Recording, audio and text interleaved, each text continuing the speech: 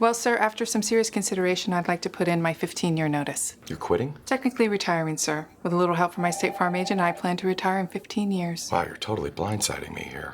Who's going to manage your accounts? Well, I'm going to finish packing my things. 15 years will really sneak up on you. Jennifer will do your exit interview, and Adam made you a cake. Red velvet. Oh, thank you.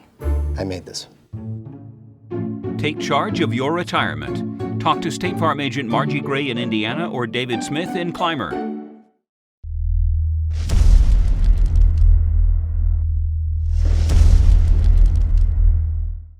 Hi, I'm Carly Krouse of the Indiana Gazette, and welcome to the 4th week of our high school football preview show. This week, we're reporting from Blairsville High School, where the Bobcats are preparing for their game Friday night against Ligonier Valley. Week 3 of high school football season in the area was eventful, to say the least.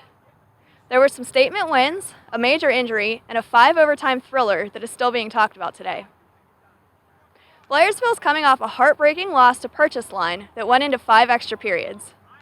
The Bobcats led 28-12 at one point, but couldn't hold off the Red Dragons in the longest game in Indiana County football history. Blairsville quarterback Ryan Shirley passed for 264 yards and 2 touchdowns and rushed for 2 touchdowns.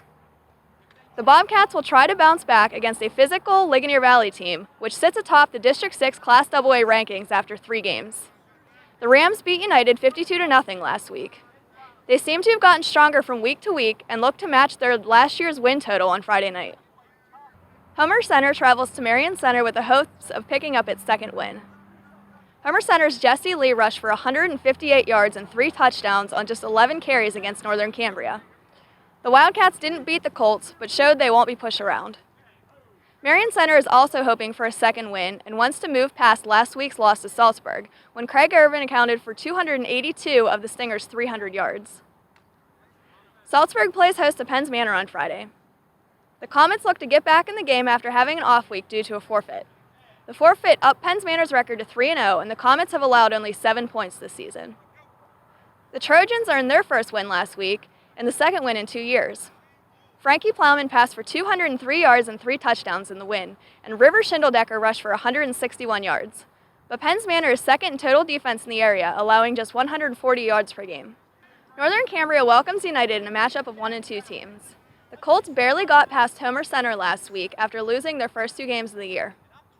Northern Cambria had a tough beginning to its schedule, but could get on track this week. The Lions weren't able to get anything going against Ligonier Valley last week and will want to take advantage of Northern Cambria's mistakes. On Saturday night, Purchase Line plays host to St. Joseph's Academy in a non-conference game. The Red Dragons could put up big numbers against the Wolves on a night that they will celebrate the 25th anniversary of the 1990 District Championship team. That extra day of rest might do them some good after a 5-overtime win against Blairsville. Shamar Campbell rushed for 372 yards and 7 touchdowns, which was a school record.